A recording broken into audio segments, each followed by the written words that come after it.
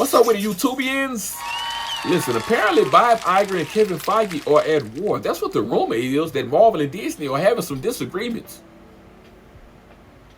With the recent losses that they took in monetarily with these movies that have came out that haven't really produced what they thought they were going to do. I like Thunderbolts. I actually like Captain America. I'm not going to lie to you. Wait. Time!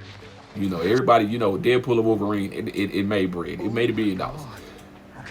But Marvel is leaking water. It's a boat that's leaking water. And Disney is too. Disney is too. Now, rumors came out months ago that Marvel had let go of a lot of people that was pushing more social justice issues and, you know, things like that in the writing department and they wanted to do away with that and get back to what made them great. And we know that Bob Iger recently doubled down on that, you know, concerning the whole Ironheart TV show, and a lot of people have different feelings about that. But when it comes to the X-Men, the reason why they're disagreeing is because after Secret Wars, it's going to be a small reboot in Marvel, and Kevin Feige wants to do a movie that's more centered around the X-Men and what it is to be a mutant and you know, go against the Brotherhood of Mutants, you know, Magneto, like something that's a little smaller. While Bob Iger is like, nah, we done took some losses. We need a big event. We need something major. We need to set around something huge. Because we need this money. This small conservative stuff is not working for us. Now, personally, I believe it's a few things involved here. One of the things I believe is involved with Captain America, with Foul Cap, it's the way that you build people up and the way you promote them that makes people popular or make people respect them in a lead role. I feel like my boy Foul Cap was never promoted or shown to be that way in any of the previous movies and shows. And so when they gave him the mantle, a lot of people were offended. And of course, you had the people who just didn't want to see a black Captain America in the first place. You know what I'm saying? You had those too. But I think it's the way you present and you promote certain characters or the way you build them up along the way. If you follow their story and you fall in love with them, you're more likely to be, okay, he deserves that mantle. He can get that. And I feel like that's what Falcon suffered from. I didn't hate the movie. I didn't think it was trash. I didn't think it was the best, but I definitely didn't think it was the worst Marvel movie ever. When it comes to the Thunderbolts, I liked the movie. I feel like it was a good movie. It even had a good message into it. But I feel like there's a bunch of characters that nobody gives a damn about. Even though the Sentry is one of the most powerful people in Marvel, a lot of people don't know about the Sentry unless you're a real comic book fan. And even then, he's not in a whole lot of stuff. But all of those characters from the Thunderbolts are not important Marvel characters. They're not anybody that nobody wakes up and say, you know what, I want to be Red Guardian. I'm sure some kids that like Winter Soldier though. You know, I like Ghost. I like some people that had in it, but I think that's what Thunderbolts suffer from. That and Marvel fatigue. And them being tired of the MCU, as some people say. Even though I don't think it was an MCU movie. I don't think it was. But yeah, they got tired of it from that.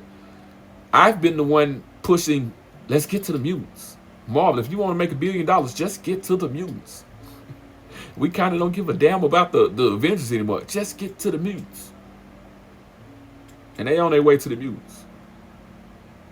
I think as long as you do a good X-Men story, it's going to get a billion plus easily. Easily. It's not like the Fantastic Four. The Fantastic Four has an older fan base. The X-Men fan base spans through all the current generations. It's a little different. It's a little different. It's a little different as long as you slide off in here and you do it right. You do it right. You don't make any dramatic changes to the skin complexion of some of the main characters like Magneto and Xavier. If you have to, make sure it is a damn good actor. That's all I'm going to say. Because anybody else, we know what those other people are going to start saying. They're going to start boycotting. You know, we know what they're going to do. They're going to start trashing it before it ever come out. But I'm hearing that, you know, Daniel Day-Lewis is probably going to play Magneto. I don't know who they got for Xavier yet. You know, the rumors are still out on that. I don't know who it's going to be. I just know that the X-Men movie, as long as you do an okay movie, it's going to get that money. You don't have to use... Listen, I wouldn't be mad if it's a big movie. I just feel like depending on which version of the X-Men you're doing. Because if you use a younger team, don't do like the Fox Universe did when they went back and they went younger and they decided to do Age of Apocalypse, back when certain mutants didn't even know how to use their powers yet, or Dark Phoenix don't do that while they're young. You know what I'm saying? If you're gonna do a Phoenix Saga type movie, let them be aged up and mature by the time you do it. Kind of like the first set of movies. Do that. Don't do teenage X-Men dealing with Phoenix and Apocalypse and things like that. Don't do that. Because you're going to fail. If you rush it, it's going to be just like Batman vs. Superman or the Justice League, where you kind of just rushed into it. You don't have to exactly build them up really, really slow, but let them get their feet wet. Let them kind of get their story going, their story around, and then you boom. Because remember, you didn't just come out with an Avengers movie. You came out with Iron Man and Thor and Captain America. Then you hit us with the Avengers movie. I'm not saying you have to do it like that, but don't just jump out there and just like, here's Apocalypse. Don't do that. Don't do that. You know what I'm saying? We seen what X-Men 97 looked like. That was a good season. That was a good season. And then preview season 2 of having Apocalypse, Cable, who else? And Kane. You know what I'm saying? They previewed all of them. All of them. The summer shoot. Like, you don't have to jump out there with that big of a story out top. But I get it. You want to make Marvel. I mean, you want to make money. As long as it's done right, though. As long as it's done right. It'll get the money. It'll get the money. But anyway, this war is interesting. Because I feel like the Marvel side of things is kind of getting it. I feel like it's Disney that doesn't get it.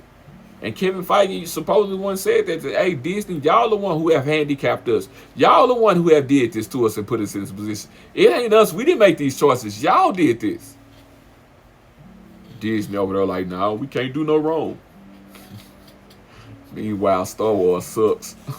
Star Wars don't suck. It's just, it's been sucking lately. And I'll say that, and I haven't watched season 2 of Andor yet. I need to go watch that. Like I said, I like the Mandalorian. It's just the other Star Wars things that I don't too much